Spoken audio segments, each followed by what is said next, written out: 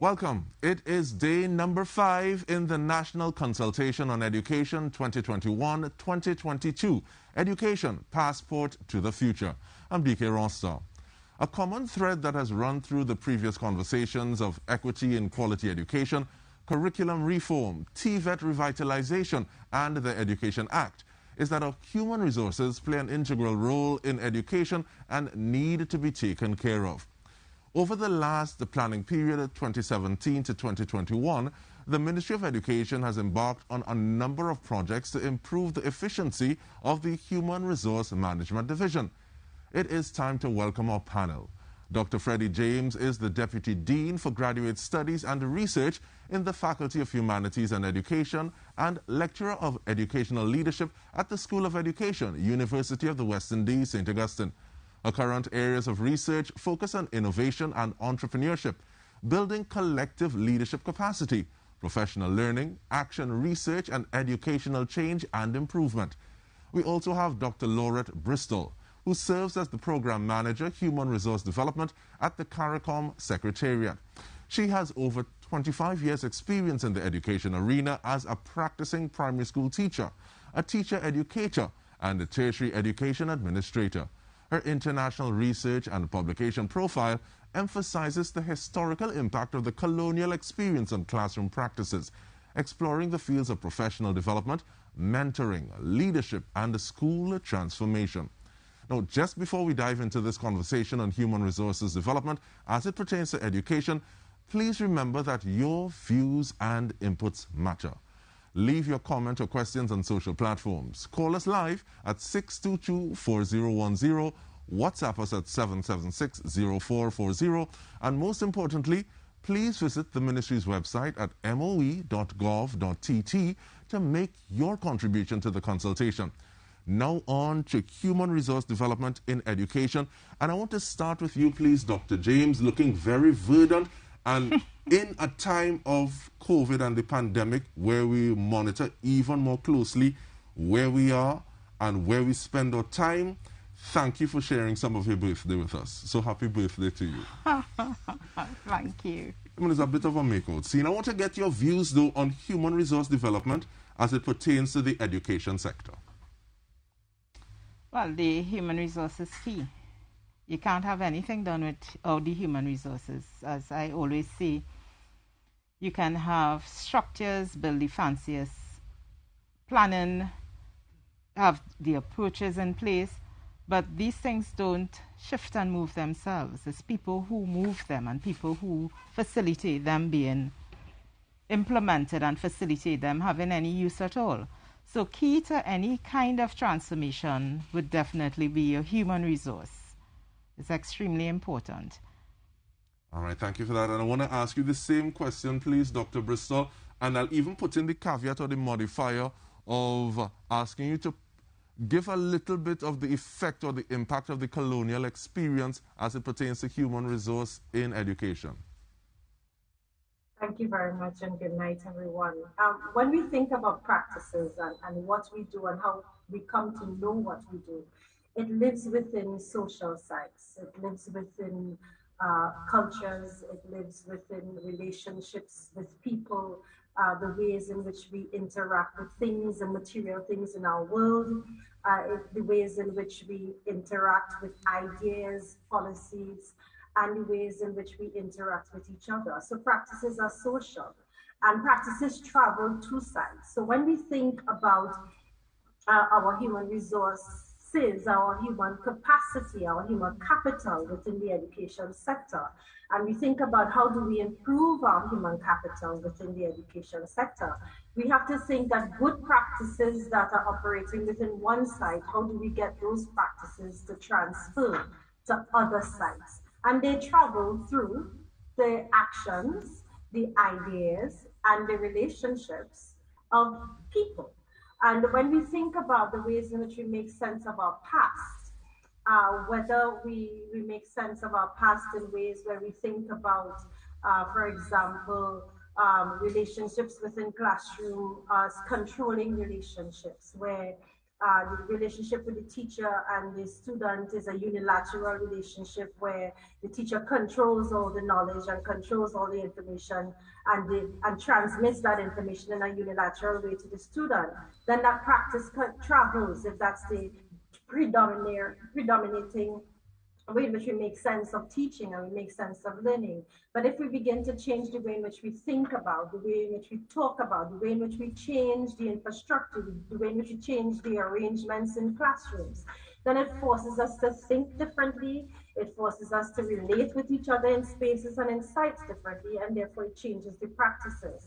So when we think about our human capital and we think about transforming practices within site, as Freddie indicated, it's not just about transforming infrastructure.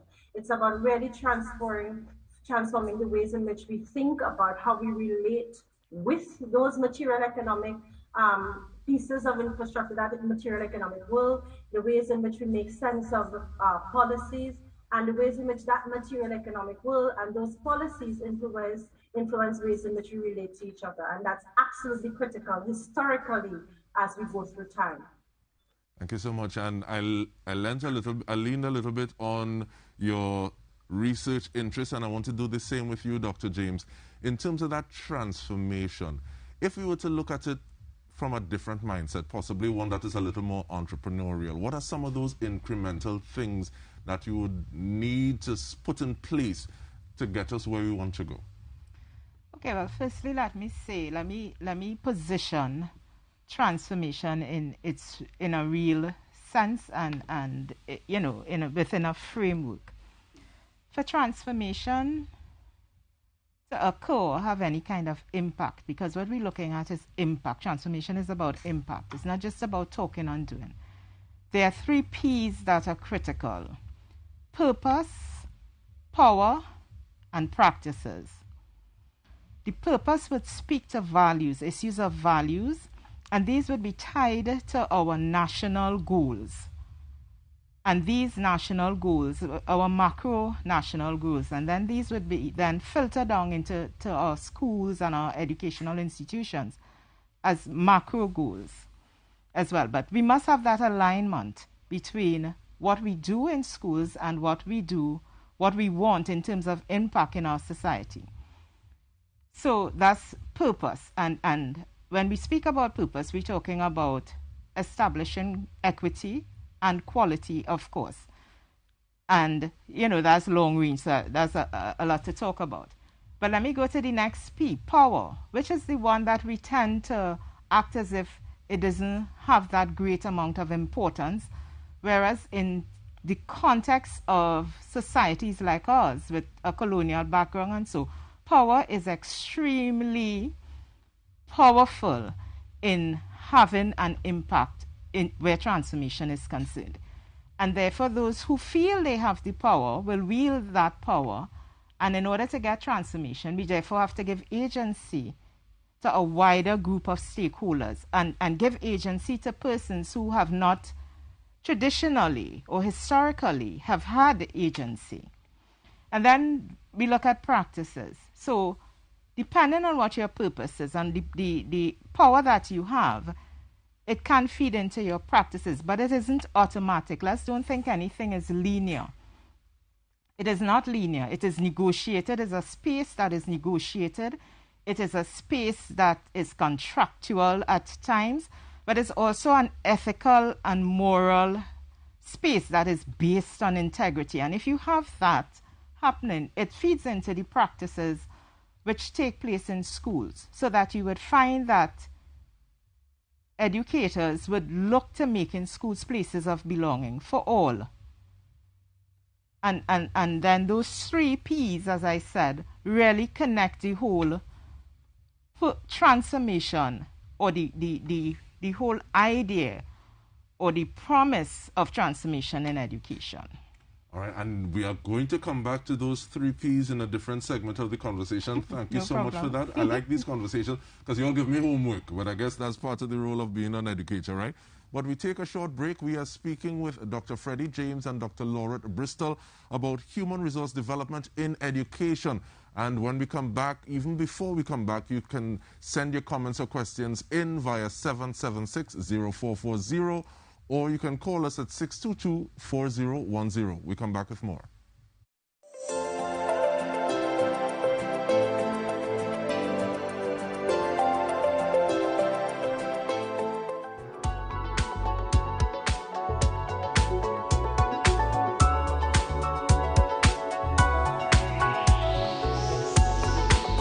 In May 2021, Education District Health Services Units, or EDHSU, were established, staffed with an education house officer supported by registered nurses in each of the 7 districts in Trinidad. The EDHSU has been a critical element in the return to face-to-face school, as they are the liaison between the school and the county medical officers of the Ministry of Health, managing any suspected or confirmed cases of COVID-19 on a school compound. As part of the unit's mandate, detailed guidelines and standard operating procedures have been developed to safely manage any suspected or confirmed COVID-19 cases. These include the installation of additional sinks, the provision of antibacterial soap, a stock of masks in the event of loss or damage, disposable gloves, and cleaning supplies. With the return to in-person classes, the Ministry of Education implemented several layers of measures to aid in the adherence to health protocols and the protection of students, teachers, non-teaching staff and visitors while on the school's compound. A comprehensive guideline for the reopening of school was developed in collaboration with education stakeholders. It provides procedures for administrators for the safe operation in school, including spacing of desks, in classes with seating manifests, and signage in administrative areas. Thermal scanners were procured by the ministry for installation in every public, ECCE center, serval, primary, secondary, and special needs school. Everyone entering a school's compound is subject to temperature checks, sanitizing, and recording of contact information. This measure is a critical element of the health protocols and is supported by the school security and the health and safety staff. Detailed COVID-19 response protocols have been implemented at all schools. The school is sanitized and the contact tracing process begins. Students are excited to be back in school and have longed to catch up with their friends after 2 years of being apart. The objective of the Ministry of Education is the eventual safe return of all of our nation's children to school. Everyone has a role to play in ensuring the safety and security and success of these students. Teachers, administrators, students, parents, our cleaners, cafeteria staff, taxi and maxi drivers. We all have a role to play in the protecting of our children and getting them back to the education they deserve. Let's get it done. This was a production of Government Communications.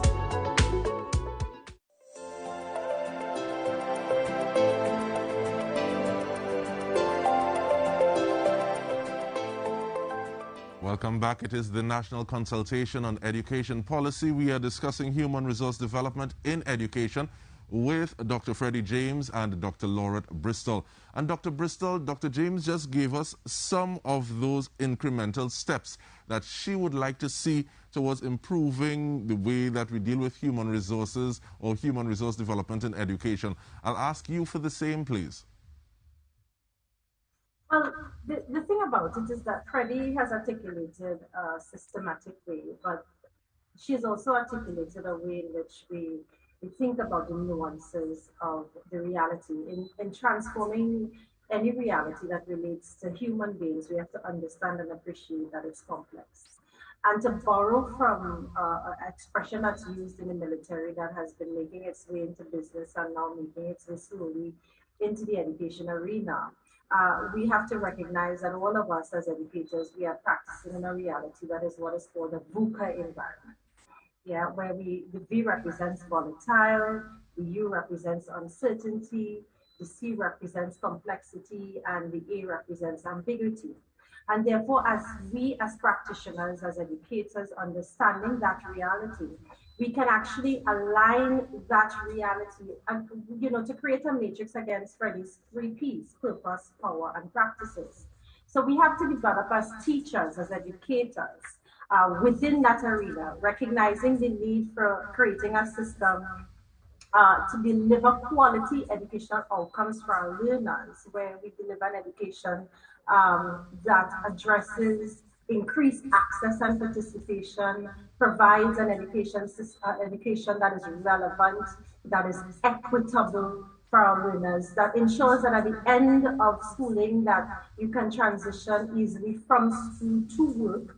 And the only way you can do that is by having quality human capital within the education system. But our teachers, our educators, our school supervisors, our school leaders must have particular kinds of dispositions that allows them to manage and navigate the environment that is quite complex. And therefore, when we think about those three P's that Freddie was talking about in terms of purpose, power, and practices, it's about transforming the ways in which we not only prepare our teachers for that VUCA environment, but it's also about preparing the ways in which changing the ways in which our leaders are able to support in a continuing professional development landscape where schools have to be transformed into sites where it's not just after college, you go into your school and you begin to teach, but it becomes that continuing engagement of lifelong learning in relation with your peers and in relation with your teachers,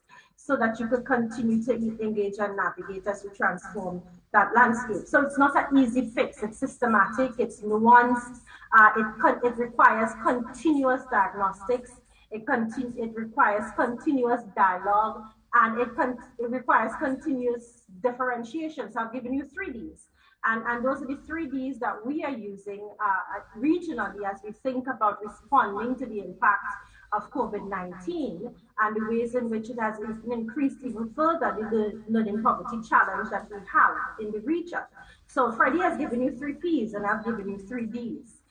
The importance of dialogue, the importance of diagnostics, and the importance of differentiation. And you can match them up, align them, and think about the ways in which we have to use those dispositions and develop competencies within our teachers, within our leaders, to respond to the complexities of the environment, which is education today. So you get it, Dr. James gets it, but answer the person who says teachers know what they know and they should just get on with it. There's no need for improvement. They just teach the subject as it is. How would you answer that person? I'll leave that open to either of you. Thank you.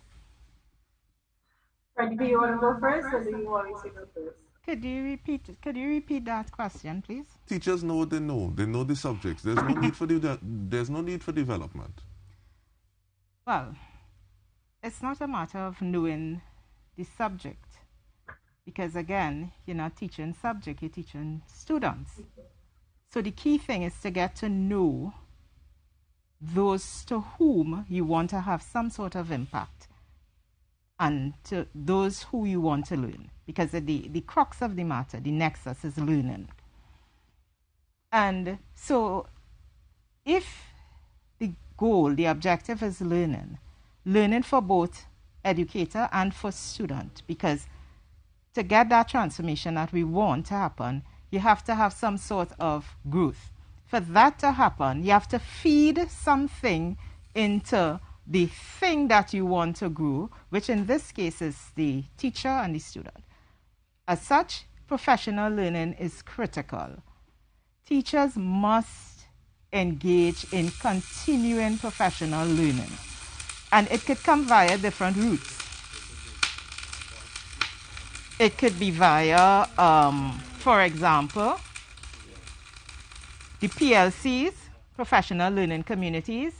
It must be via targeted, directed professional learning to develop specific competencies.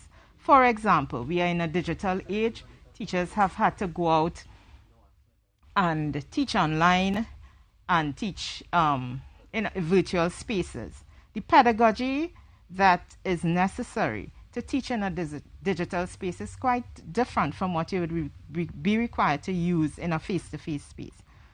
To fill that gap between face-to-face and digital, you need to have professionals engage in some sort of professional learning and development. In the field, we call it professional learning and development. People say training, but I'm using the terms we use in the field. So that gap has to be filled with some sort of professional learning. But beyond that, we have to keep in mind that it's not just the teachers who have the impact on the student. It's a confluence of things happening at one time. So you have the teachers, you have the school leaders, critical, you have the Ministry of Education, you have parents, you have other stakeholders, you have the students. And all these stakeholders, I was talking about the power, and you need to give all of them agency. And therefore, to listen to the voices of all of them. And while this consultation really is what this is speaking to, there's a sense in which it cannot, if it wants to have any sort of impact, it cannot be superficial. We are talking about deep, serious conversations where we pull at the strings of people, which really goes down to their ethical, moral values that say each person has value, and therefore each person's value should be developed and considered in the whole scheme of things. So professional learning is at the crux of the matter. And as a matter of fact, I did a study across the region, and one of the main things that came in during the COVID last year from teachers, the main point is that they needed training. Well, that's the way they termed it. They needed professional learning to be able to function in the virtual environment. At that time, we were calling it the remote teaching and learning environment. But more than that, they need also support. And a simple thing is when we engage these learning management systems, for example, we might do some professional preparation with the teachers and the principals at the school, and so on. And we might set up, for example, I'm going to give a concrete example, a Google Classroom for students and teachers to engage in teaching and learning.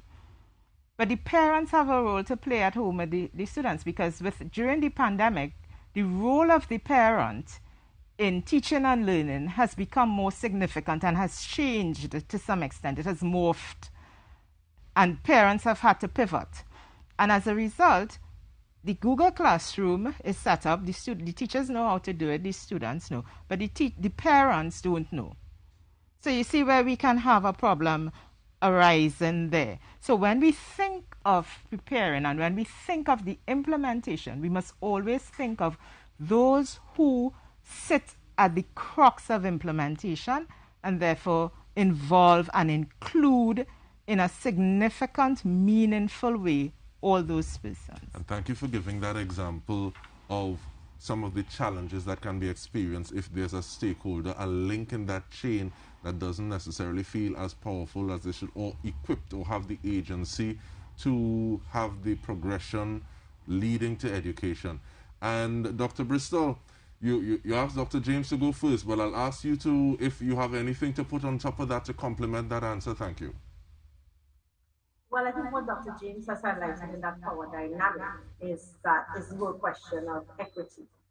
And to borrow from Dr. James's example, and it's not unusual, it's the stories that we have been hearing throughout the entire pandemic as we listen to the ways in which families responded in collaboration with teachers and try to find ways to build new kinds of relationships with schools to manage and cope with the realities for our students. In some cases, those relationships worked well, they worked flawlessly. The accommodations required wasn't that great because both home and school were aligned. In many other cases, the gaps were huge because school and home were not necessarily aligned, and school had to make significant accommodations just in terms of many homes didn't even have devices, and we know the stories around that.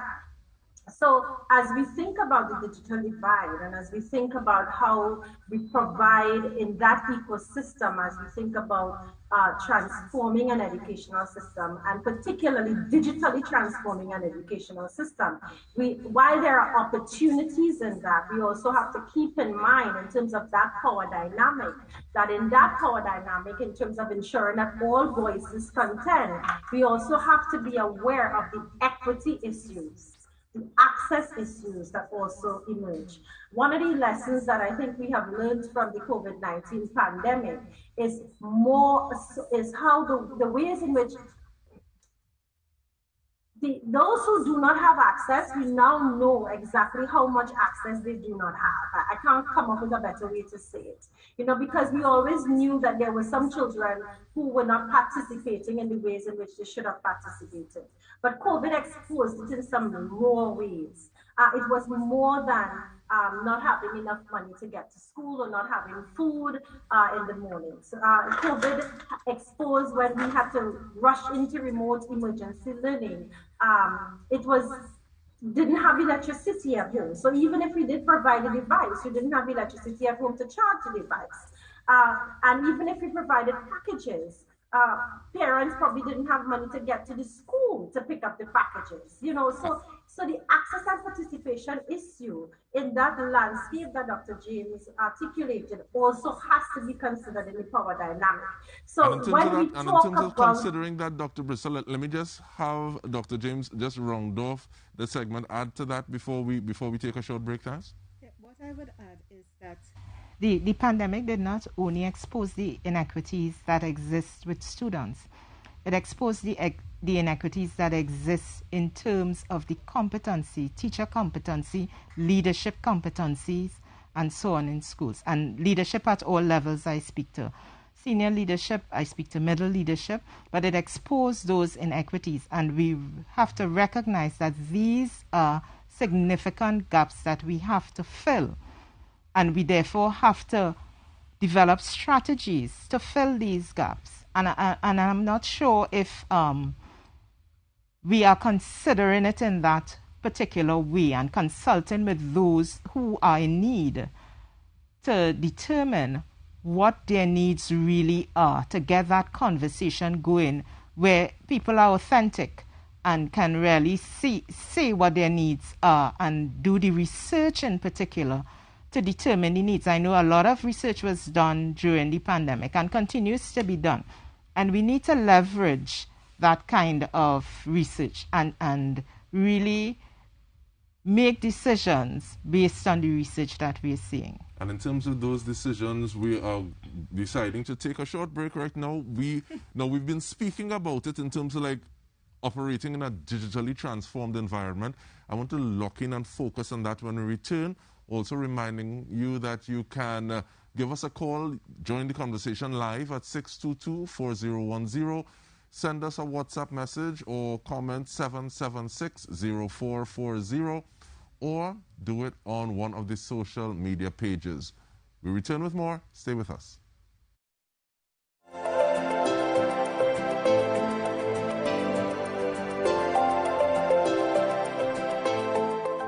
Our world has changed, and with every day, our children's future takes on a different shape. How do we prepare them for a future that is uncertain? One where their education, in whatever form it takes, is their only passport for the future.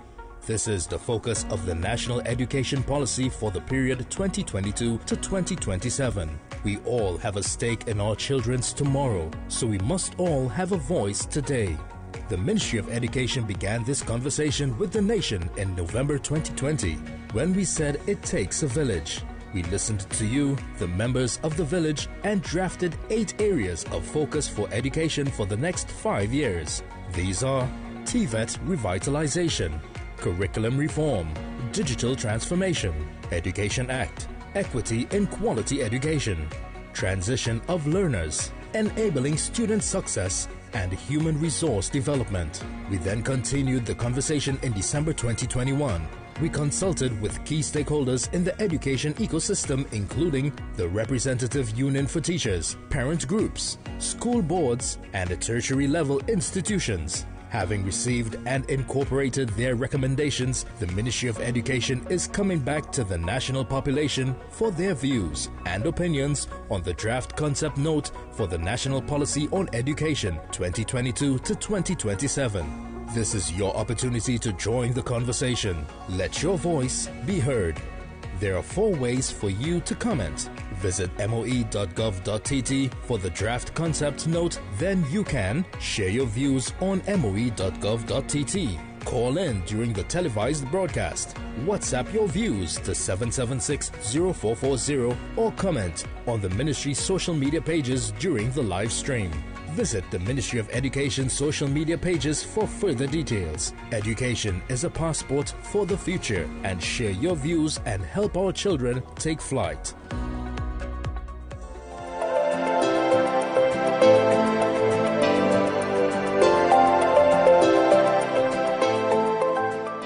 Welcome back to this conversation, and we want to make it even more interactive. Remember, you can call us at 622-4010. Ask your questions, make your contributions. You can also send a WhatsApp to 776-0440. And now, ladies, I want to look squarely at functioning in a digitally transformed environment. You spoke about those 3 Ps. We got 3 Ds to complement those 3 Ps. A unilaterally thinking educator or system of education now may have been put in a spin because that system, by virtue of the state of flux that we're in, has to be a little more dynamic. What are some of those requirements for us, for a teacher rather, to function effectively in this digitally transformed reality that we find ourselves in at this point in time?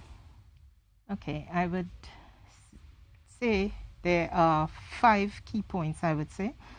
First of all, is a proper understanding of how technology is integrated with pedagogy. And therefore, professional learning, which is relevant to teachers' context and culture, would be necessary. Not just broad, but it must, fit the culture and context of where the teacher is operating. It needs to start with the head of the institution. It needs to be done with the leadership. The leadership must take the charge, lead it. The leadership the school leader doesn't necessarily have to be the key tech person in the school or be the most tech savvy person, but that person must lead the transformation.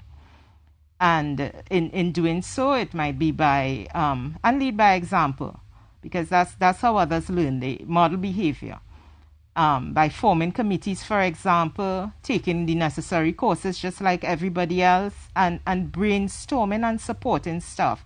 So unless you're competent and capable, you would not be able to support your staff. You may not be able to understand the needs that some staff who know what is required may be asking for. Again, basic infrastructure. Without infrastructure, the digitalization cannot take place. You must have the infrastructure in terms of software and hardware, and particularly for users, for teachers, for principals, for students, for parents at home, to have an understanding of how the software and how the hardware works. Also, the development of policies with input from all stakeholders, including students. There should be an overarching policy from the Ministry of Education, but then each school should adapt accordingly. It's not just a one-size-fits-all. You must also have support systems. A key thing and most important thing is having support. It can perhaps come in the form of coaches or designated persons at schools to help persons with the transfer. Not just to say you have a tech person, because at school persons, everybody say, oh, the tech guy, they'll ask the tech guy. But that tech guy has his specific duties. So you need to probably inject some different types of staff in there to help with the coaching and to help people make that transfer and help them fill the gap and support them and make it so that they can come to you to ask questions if they need to, and to ask for help if they need to. I would also add that whatever new technology, as I said before, that is being implemented, be done so with all stakeholders and particularly parents as well, so that parents have a sense of what they need to know in order to help in supporting their children at home. And I'll leave it at that. I'll leave something for Dr. Bristol to say. And yes, I want to get Dr. Bristol's point on it, but I'm looking at the adapting accordingly. And one, adapting accordingly to a specific situation or context, as well as looking for input from all stakeholders, including students. And that ties back to that unilateral point that I was making, being autocratic, being unilateral, and being able to move away from that kind of mindset. How easy or how hard is that, Dr. Bristol, especially when we exist in a situation that has a history that is steeped in, there's a directive handed down, okay, and that directive needs to be followed? Yeah, it's not easier. So one of the things, so on top of what Dr. James has already said, one of the biggest shifts that we have to encounter in this reality is mindset. Yeah, and when we come from a particular colonial culture, mindset is the hardest part of the cultural transformation. So in that mindset shift, we have to think about new ways of connections. Connections with self in this digital landscape, but also new ways in which we connect with our students, and new ways in which we connect with our peers, and new ways in which we connect with our community and leaders. So all the different alternative ways we are going to be required to connect. In order to connect differently, it requires us to be flexible and agile thinkers, which requires different kinds of creativity and innovation. And that could be very scary. And therefore, as leaders, we have to think about how do we nurture safe risk-taking in this new digital environment with our teachers. How do we create environments through our professional learning communities and mentoring, where our teachers take those risks, but not just our teachers, but our students take those risks in our classrooms as well. And how do we work with our parents to foster that risk taking as well? And on top of all of that, how do we also foster inside of that balance? Because this new digital environment and this new landscape where everything is uncertain, it brings up all sorts of new kinds of anxieties with the transformation and change. And we are managing now new kinds of conversations with ourselves, with other people, and across different intersubjective realities. So there are new kinds of psychological impacts that we have to navigate as well within this landscape. So on top of everything that Dr. James has articulated already, we also have to navigate in that mindset change for that sustainable cultural transformation. Issues around connectivities, issues around creativity, and issues around balance. So it requires patience, recognizing it's not going to happen overnight, but also recognizing that it's nurtured with time, and it has to be deliberate and intentional. For anything but time. But there has been a question that came in from WhatsApp. Now, even before we ask that question, one of those connections and things that I'm thinking about is how the school, how educators, how the system connects with alumni groups, PTAs, those support systems who are outside of the school but help to bridge the gap between students and the educators. But that WhatsApp question, though, how should schools be transformed to accommodate the new thrust in human resource development? And I want to throw that to you, please, Dr. Bristol. So repeat the question, please. How should schools be transformed to accommodate the new thrust in human resource development? Well, one of the things that we have to recognize is that schools have to become less closed. Quite often, schools tend to be siloed. You know, we want to protect the schools. And if schools have to become effective, schools belong to the community. and the community belongs to the school. So we have to establish new kinds of networks. And you started talking about that, the ways in which we connect into the alumni, the ways in which we encourage the diaspora for that school community to begin to establish a kind of ownership for the school, ownership that says, this school belongs to me and I belong to that school. The identity of the community is the identity of the school. And once we have persons declaring that ownership, we find that we are all investing differently in the school, investing differently with the success, not just of the leadership within the school, but also the success of the students. So I think one of the first things we have to do is that we have to get away from the notion of the school as closed, the school as siloed, and begin to get other stakeholders, invite other stakeholders into the conversation in the school, the business sector, bring in other ministries other than just stakeholders within education, invite them into conversation with the education sector, all towards advancing the development of the education landscape, because it's about human development, and human development is not unilateral. It requires not just education, it requires health, it requires social welfare, it requires economics. So a whole other sets of dispositions and a whole other set of capacities need to come together towards that focus for human development. So let's stop thinking about it as a unilateral landscape, but start to think about it as intersectoral development. And the fact that you have spoken about opening consciousness and things that we look at, it seems as though you've triggered some questions. We have another WhatsApp question. What defines teacher? Are there skilled persons who can teach a class in the presence of the substantive teacher? This should be able to help build the teacher capacity around the conversation that teachers need to be further trained. What are your thoughts on that, Dr. James? How did I know you were coming to me with that question? A teacher is a professional. There's where we have to start. Teachers are professional. Teachers, the fraternity is a professional fraternity, and people should be professionally prepared to teach.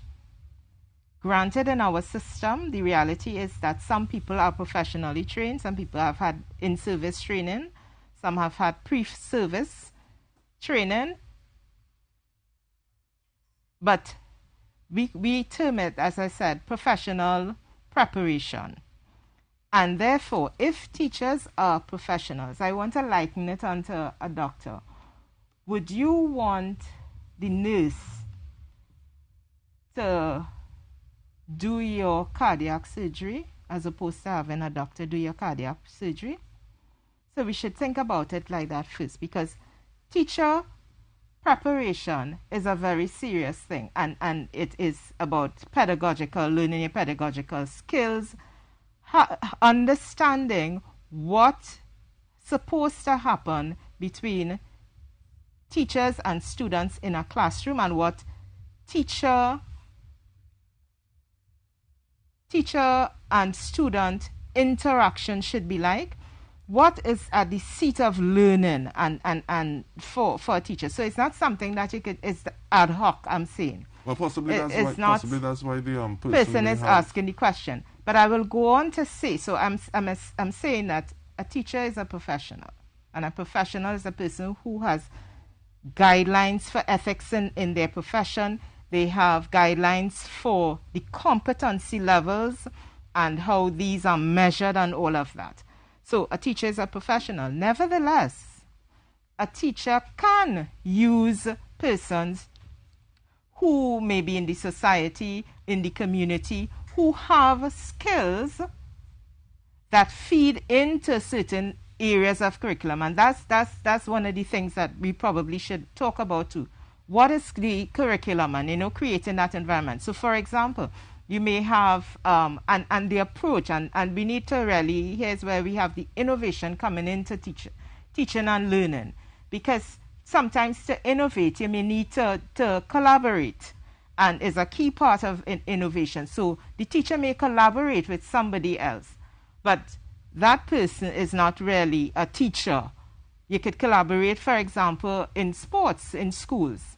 Schools collaborate with sporting fraternities all the time and bring them in, and others. But a teacher is a professional, and we have to get to the place here in Trinidad and Tobago where we recognize that, and then that speaks to the number of people we have in schools who are not professionally prepared for classrooms.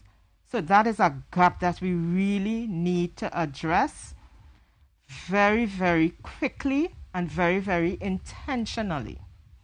And I sit at the seat of it because my work is teacher preparation and leadership preparation.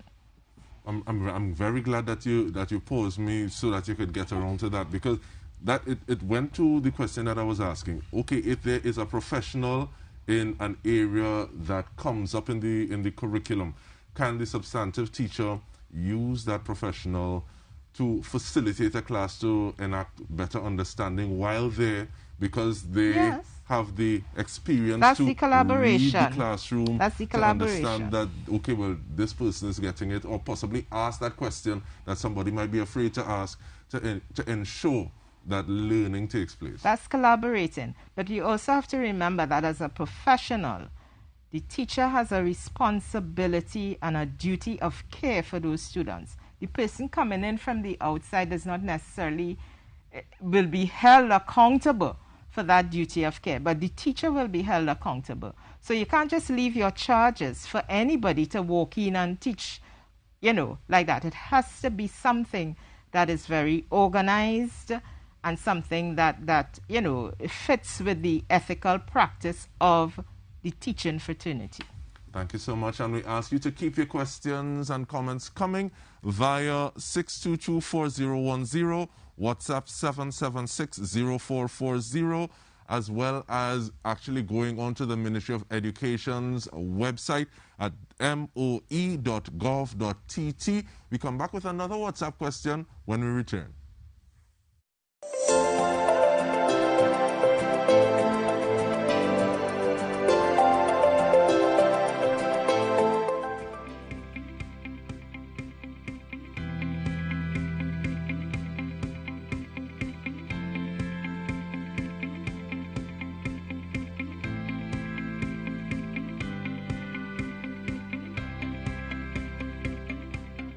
The turning of the sod for the construction of these two buildings occurred at the 60th anniversary of Hillview College, and on August 12, 2020, it was completed.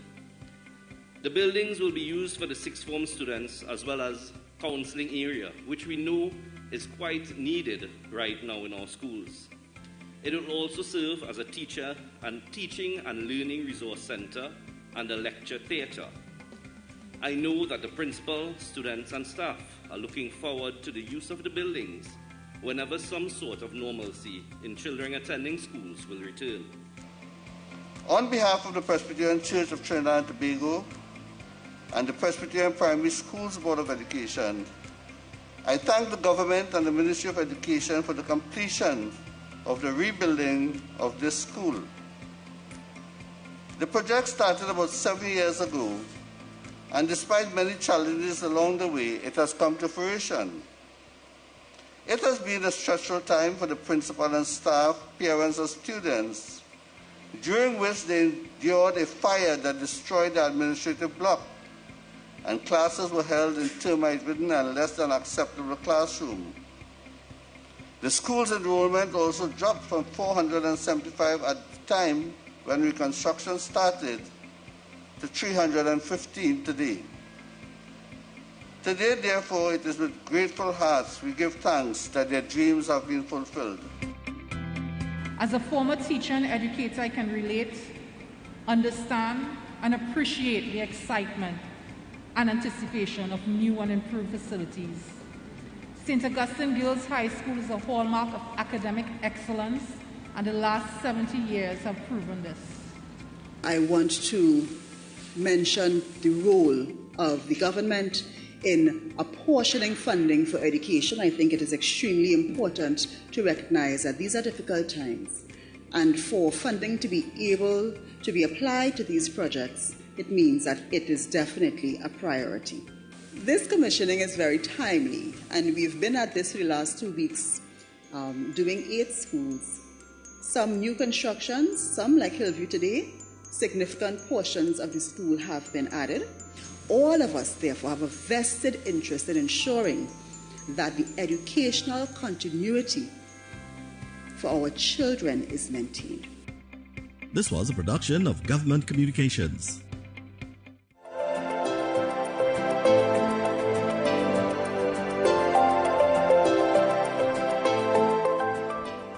Welcome back. As I said, we have a WhatsApp question, and I'm not posing it to any specific individual. Although we have Dr. Freddie James and Dr. Laura Bristol, we are speaking about human resource development in education. And the question, as posed by you, are the strategic objectives of the MOE linked to sustainable national development in a specific reference to human resources? Short answer to that is yes. Yes, they are. I mean, I've seen the document, and yes, they are. Well, what are some of those specific things that say, okay, well, this ties into where the nation is trying to go? Well, that's what I wouldn't be able to say specifically, because I can't remember, and I don't want to misspeak about that. But the goals are tied to the macro national development goals, and they tend to always be. But what in terms of the translation of those national development goals into day-to-day practices, let us say at the school level, and perhaps even at the ministry level, we may not be able to see them as easily as we would like to. All right, so to break those up into incremental pieces, not a problem. What does personal development look like for educators, and would this have changed during the pandemic? Oh, most certainly it would have had to change during the pandemic, because the way in which we were changed. And that, of course, would have precipitated a change in behavior, a change in attitude, a change in thinking. Many people who before felt that they were not necessarily going to buy into technology integration and that kind of thing, found themselves having to do so. Although I have had reports that some people are still resistant. But nevertheless, that had to change. And even our national goals as they relate to education had to change to some extent to accommodate now this new way, this new approach to teaching and learning in schools. I think to some extent we still have some ways to go, but by and large a number of initiatives were put in place to work. But again, as I said, the initiatives could be put in place, you could come up with the best strategies, but people make the difference. So if the people are not taking on board what is being said, what is being done, and feel that they have a moral and ethical purpose to implement it, because if I don't, it means that I am shortchanging a child. I'm going to put it as simple as possible so the community can understand. When we do not, as educators, do what we are supposed to do, what we are in fact doing is precluding others from developing. It's as simple as that. And the buck stops there with us. You know, we have to be accountable, because schools are places where some students find solace. Even teachers find solace there, and it's the place from which they can grow. So if we really serious, we have to move in the direction of making schools places of belonging for all. So in addition to having policies and lovely plans, personalities are also needed to enforce those policies, because as you said, it's people driven. Well, I wouldn't even say enforced, to lead. Leadership is critical. And the pandemic has churned up, some of the gaps in terms of leadership at all levels of the education system. And leadership in school is critical. And leveraging, as I said again, that middle leadership and parent leadership in various communities. Because, for example, I've always felt that with this pandemic, it showed us too, we need to develop our informal education system.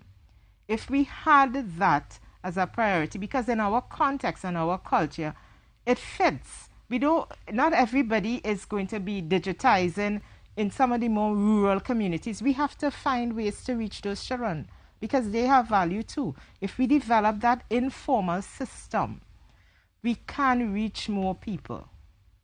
And I want to ask you your thoughts on that, Dr. Bristol, in addition to the fact that Dr. James, you would have spoken about community, and how can communities of learners get together to speed the process so it's not as though one lesson needs to be learned by everyone, as opposed to this is my experience, this is how I treated with it, it worked for me like this, or it didn't work for me like this, so we need to develop another way.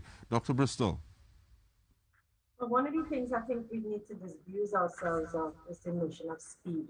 When we're dealing with human beings, we need to get rid of that notion of speed. I think speed gets us into trouble. Human beings are complex, and a solution for one human being will never work for another human being. Even though we're dealing with twins, a solution for one twin will not work for another twin. So let's put speed aside.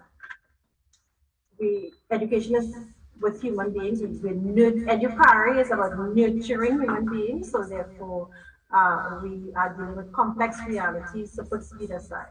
I think what we need to start to be thinking about is the ways in which we encourage teacher talk, and the ways in which we encourage dialogue within schools and within educational communities. We cannot underestimate the impact of the ways in which we transform the kind of talk, and it's very simple, the kind of talk that takes place in school. We could make choices about talking about how many problems we have in schools, or we can make choices about articulating why a problem exists and begin to do the research, collect the data on identifying why a problem exists and coming up with solutions specific to that particular site, and understanding that in articulating those solutions, testing that theory out and recognizing that today it works for this group of students. Tomorrow, circumstances will change, and the solution that worked yesterday is likely not to work tomorrow. So it requires us to become agile, innovative, creative, and therefore we need to continuously be supporting each other in our communities of practices as we talk differently with our teachers, with our parents, with our students. And our leaders have to drive that. And when our leaders are not driving it, and Dr. James talked about our middle leaders, but it's not just about our middle leaders. Our teachers have to become leaders of themselves. And then we have to work with our students, so we begin to develop student leadership. So I think when we think about transforming communities and transforming schools, we need to begin to transform the kind of talk that takes place in schools as sites of practice, where we started talking about it earlier in the conversation about agency and empowerment. And I think we believe that somebody comes and gives power to a particular space, but that's not the way it works.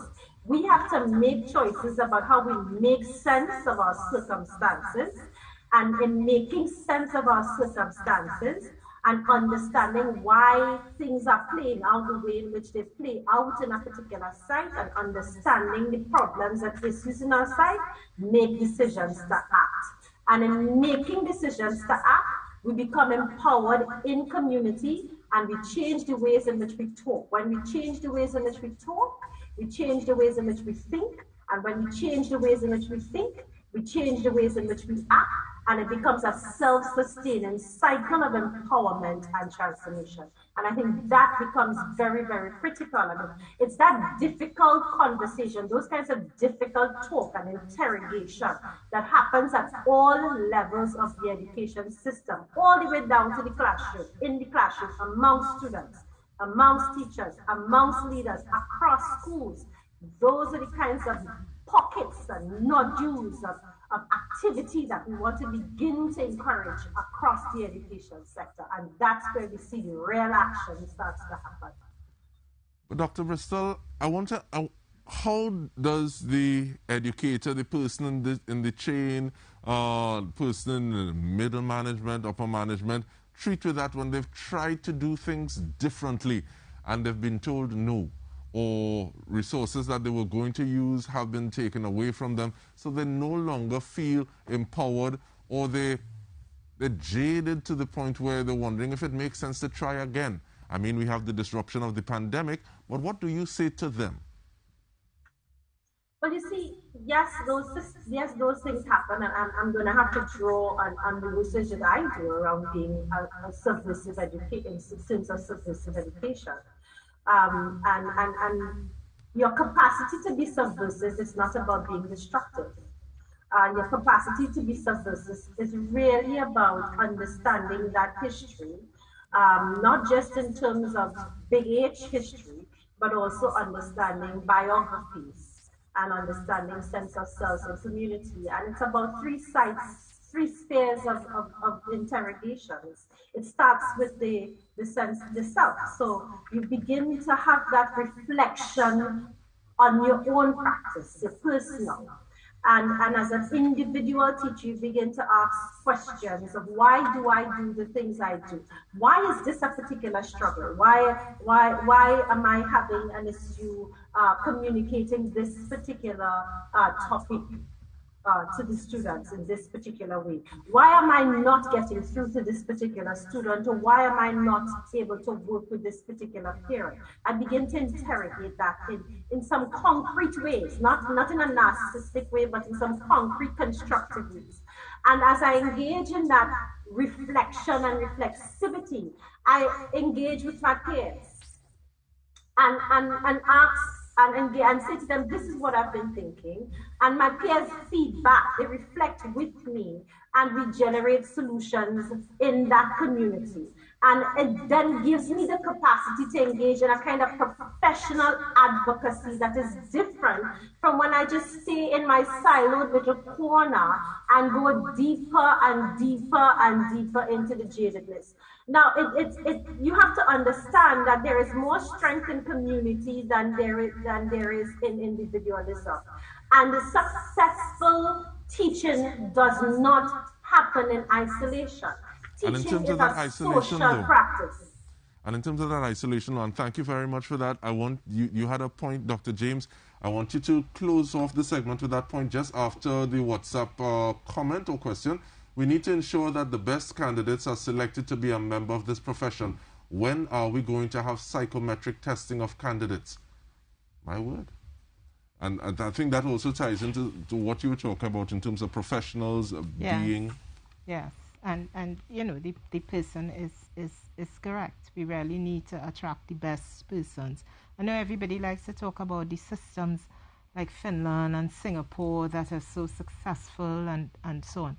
But they are because they have these measures in place. You know, a teacher in Singapore, a teacher in Finland have a master's degree, and the whole system is developed to facilitate the professional learning of the teacher and to facilitate the teaching and learning that's required in necessary time. So you know, I don't like to make the comparisons because, you know, the context, the culture is different. But one of the things I want to say, and I want to be very clear with this point, so I'll speak up to make sure everybody hears this particular point, is the thing that I have seen that is most transformative, the strategy that is most transformative, is professional learning. If you look at a host of research, you don't get everybody. The thing that makes the biggest impact on learning that I have seen and I have experienced is professional learning. We need to throw money at professional learning for our educators. If they do not know how to do what they're supposed to do, they will not be able to do it. It's as simple as that. The professional learning is critical. And as I said before, we have a number of teachers in schools who are not professional. They haven't had the initial professional preparation to teach in a school. So it's like dropping people in at the deep end. You have leaders in school who have not gone through specific targeted leadership preparation. So it's like I tell people, it's like, you know, would you want the flight attendant to fly you in a plane, or would you want the pilot to fly you? So that's the comparison with the leadership. The professional preparation for leadership is critical. And I mean really targeted and effective preparation. And the same goes for teachers, and that brings about the biggest transformation. That's what, you know, a strategy that works. And we have to get it right. We at the tertiary level education system who do the professional preparation with these teachers and school leaders, we too have to be accountable and we have to get it right. But that is one of the most transformative strategies. And this part of the conversation has triggered another question. Have the bachelors in education and postgraduate diploma in education been meeting the professional learning needs of teachers? Now, I'll let you take a breath to answer the question, because we take a short break and return to answer it. Stay with us.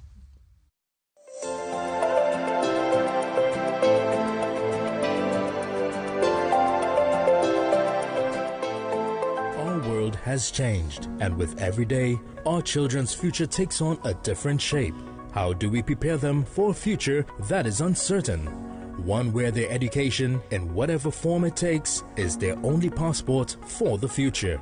This is the focus of the National Education Policy for the period 2022 to 2027.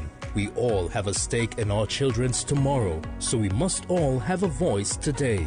The Ministry of Education began this conversation with the nation in November 2020, when we said it takes a village. We listened to you, the members of the village, and drafted 8 areas of focus for education for the next 5 years. These are TVET revitalization, curriculum reform, digital transformation, Education Act, equity in quality education, transition of learners, enabling student success, and human resource development. We then continued the conversation in December 2021.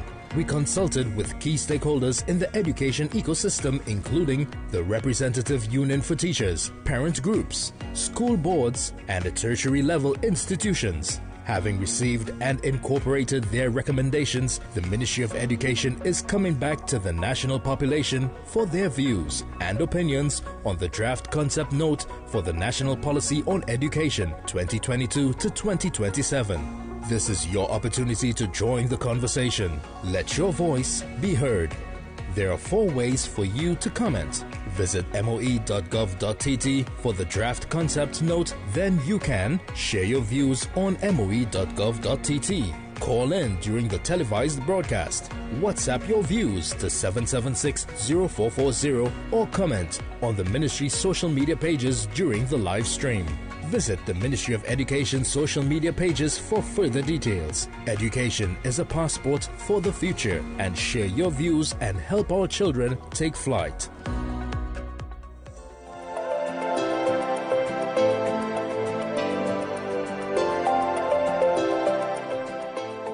Welcome back. You've seen all the ways that you can contribute to this discussion and the policy going forward. We go back to the question, though. Have the bachelors in education and postgraduate diploma in education been meeting the professional learning needs of teachers? So the short answer to that question is yes. To expand and I can speak to the postgraduate diploma in education, because that's a program that I teach in, as opposed to teaching in the bachelor's. I taught in the bachelor's at a point in time, but I no longer teach in that area. Yes, and I'm saying that yes because of the research that I've read and the research that we've conducted in terms of evaluating the diploma in education program, and further research that other colleagues and I have done in terms of looking specifically as whether the diploma in education is meeting the needs. There are two issues though. One is insufficient time, that point about time that Dr. Bristol brought up. The program is rushed, the diploma in education. It's rushed. And it's compact. It's a very tight 9 months. And one might argue that it would be better if teachers had 2 years, because they're teaching and they're learning at the same time. And that is fine, because that actually helps them implement as they're learning and make adjustments to their practice. However, the demands of some teachers in terms of their teaching workload is pretty high.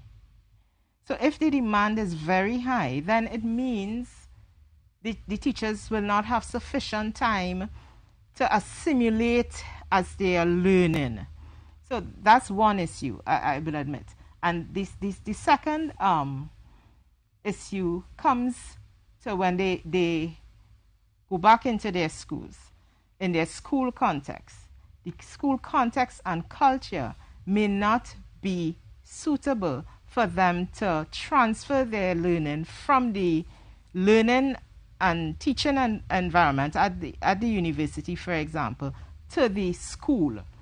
So that intersection between the learning space and the teaching space can be a little problematic. And we've seen the research shows, particularly where, I'll give you a concrete example. You have somebody who is done a diploma in education in let us say, science. That person is in the school and does not get a promotion to be a head of department or a senior teacher, no increment as a result of that, having, acquired that degree. That could demotivate people. You also have people who may be in schools where they see other people come from other schools to take these positions. So we have to build into the school system some mechanism whereby persons who are professionally trained, professionally prepared, the way we do it as an in-service program now, have incentives in their schools, or the school learning environment is such that it is flexible enough so that persons can implement new learnings and new understandings, and they don't find themselves back into a school or a context where the status quo is what exists, and that impetus for transformation and for change and for doing things differently. I mean, you could do it differently. If it doesn't work, you fail fast, you fail forward, and you go on and you learn and you move on. But in terms of the integrity of our programs, I can say that our programs have that integrity, and in terms of preparing persons in the diploma in education, certainly the program meets the needs of the teachers. No, you say fast and you get me nervous because Dr. Bristol has me a little leery about using words like fast and speed this evening. But in terms of that professional preparation though, Dr. James, I want you to read and spell for me. What is the difference between someone who is a professional in an area of expertise, possibly even approaching mastery, versus someone who has been professionally prepared to teach that concept, content? So most people who, for example, come into the secondary school environment, they come with a content degree, a degree in science, a degree in mathematics, a degree in social science, that's French or Spanish. That is just content, knowing your content. The pedagogy is the science of teaching. So that's the professional preparation you need to know, how to teach, how to do it. So, for example, in the diploma in education, we have a foundations course where you learn values, you learn philosophies, you learn health, wellness, we call it the HFLE, the Health and Family Life Education. It's part of that program. You learn about how social interaction takes place. So you have that foundation. You have your pedagogy in your specific area. So you learn, for science teachers would learn how to teach science. Social studies teachers, if they're doing history, they learn how to teach history. So it's very specific. And then you have the practicum, where you don't only learn from a theoretical perspective, you learn from a practical perspective. So you have the opportunity to implement what you've learned. You have peer tutoring. You have your peers giving you feedback on your work. You have assessment. A key part of the program is the assessment component. You have... And actually that assessment is something that we haven't looked at squarely yet, but I want to ask you, but Dole, let me just finish. We also have the TI, which is the technology integration, which is another critical aspect of the program that is embedded. So when you finish, you come out with a holistic preparation to be able to teach, because you understand the fundamentals of teaching and what applies to teaching from a philosophical, from a practical, from a theoretical, from an experiential perspective, because of the different program options and course options. Yeah. And Dr. Bristol, I don't know why, but like we have you laughing. But in terms of inspiring educators to be part of a continuous learning, professional learning, how do we cause that? How is that inspiration happening so that it's almost intrinsic? Well, you know, as I sit here and I listen to you and Dr. James engage each other, I must recall something that Carlo Ferry said. Essentially, and I'm misquoting him here, he says that as I teach, I learn, and as I learn, I teach. And essentially, as we get caught up in that cycle, as I'm listening to the exchange, I find that I'm learning, and we are all, as we are engaging with each other, we are teaching. So when we think about that continuing engagement, as we sit here and as we engage with each other, we are engaging in a continuous, sustainable engagement of a cycle that is self-sustaining, but as it sustains itself, it takes us even further.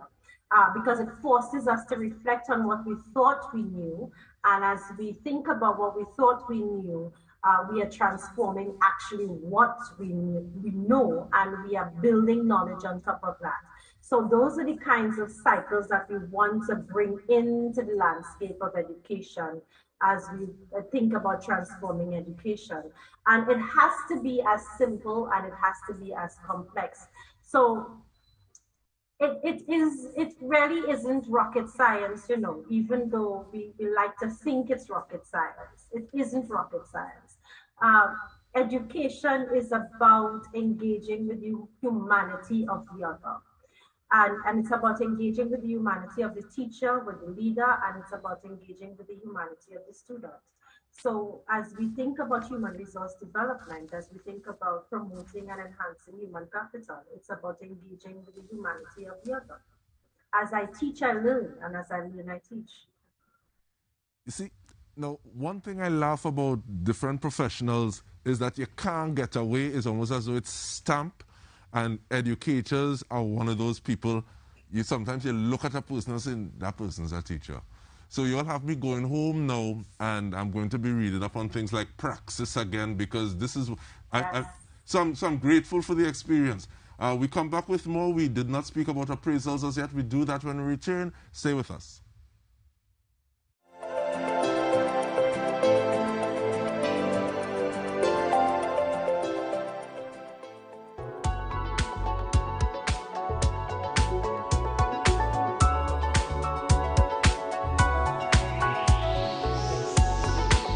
In May 2021, Education District Health Services Units, or EDHSU, were established, staffed with an education house officer supported by registered nurses in each of the 7 districts in Trinidad. The EDHSU has been a critical element in the return to face-to-face school, as they are the liaison between the school and the county medical officers of the Ministry of Health, managing any suspected or confirmed cases of COVID-19 on a school compound.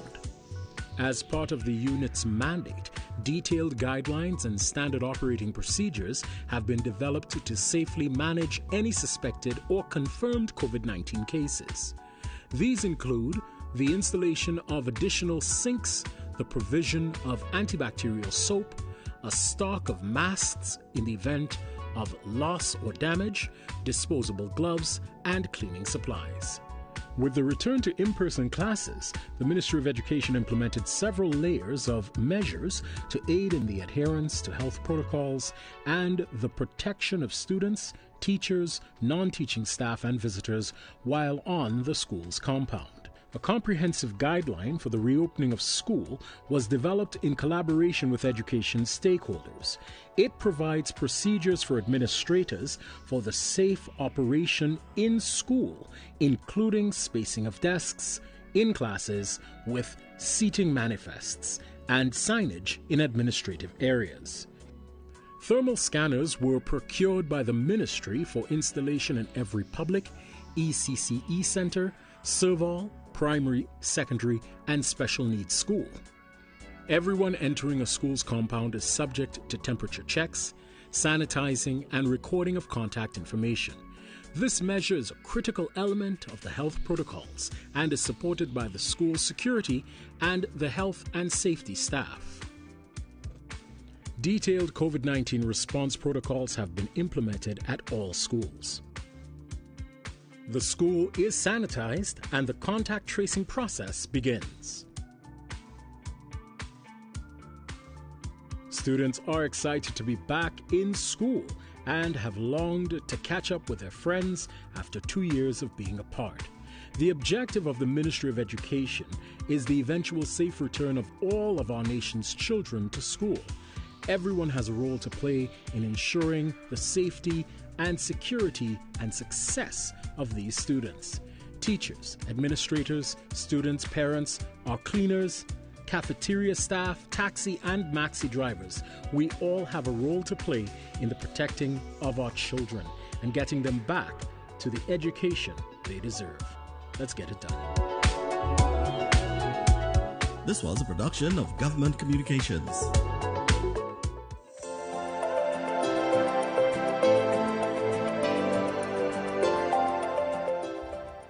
Welcome back. We are speaking with Dr. Freddie James and Dr. Laurette Bristol about human development, and we did not speak about appraisal systems. So in this last segment, what are some of the ways that we can look to actually say, okay, well, these are targets that we would like to meet. They are for the better of our educators and our education system.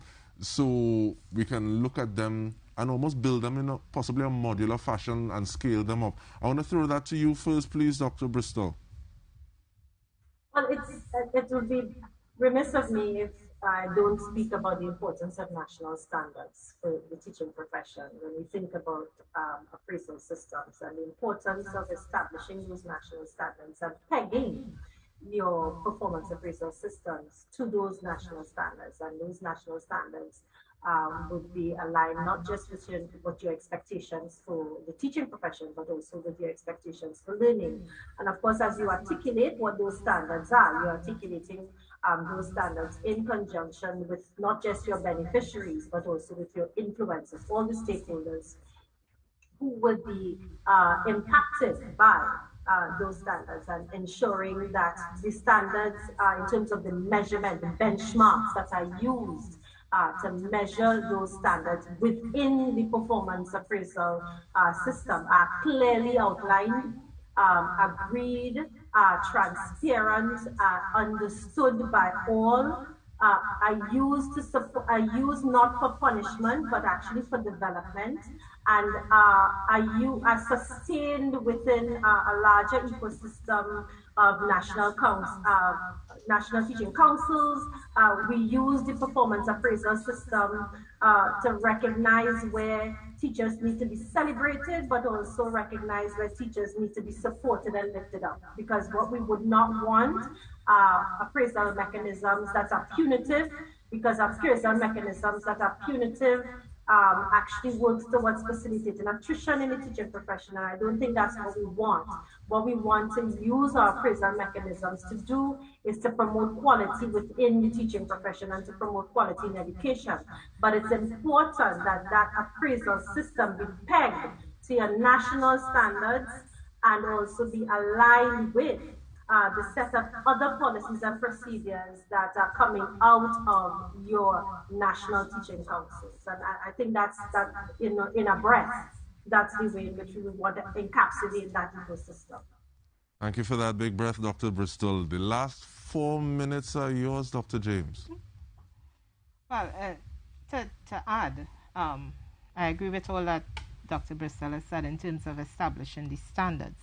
And CARICOM certainly is working towards that and having these standards, go through the region and be implemented. And I think it would be very useful if that happens. To add to what Dr. Bristol said, I would say that we have to really look at impact, the impact of teaching, the impact it has on learning. And any education system that is set up has to look at looking at the performance of teachers, looking at the performance of school leaders in terms of impact on learning, and also at a personal and individual level. So that the Danielson framework and the Danielson model for performance appraisal, to measure performance with teachers, for example, is a model that an approach that allows measuring performance of a teacher to be, you are being measured on your own speed, what you can accomplish. Not as opposed to being measured against somebody else. So you would have targets in schools, and here's where the leadership would come in. You set targets for your professionals, and you measure based on those targets. So, and you also have a commitment as an instructional leader to the professional and personal development of these teachers in your school. So there's a sense in which, and the ministry too has it's complicit in terms of the ministry is supposed to provide these opportunities and is responsible to support the professional development of teachers. And therefore, if you have that happening, then you really wouldn't have an appraisal system that people are fearful about. For example, you don't want to have a system where people are fined X amount of dollars for non-performance. What you really want to do is to go from the other route. You want to use that money that you would think about fining somebody to inject that into developing the person and in developing the strategies, developing the systems, because the fact is schools need support. And with that, we thank you very much, Dr. Freddie James and Dr. Laura Bristol. And this has been the 5th installment of Education Passport to the Future National Consultation on Education 2021-2022. We recommence on Monday, the 7th of February, where we will discuss digital transformation. See you then.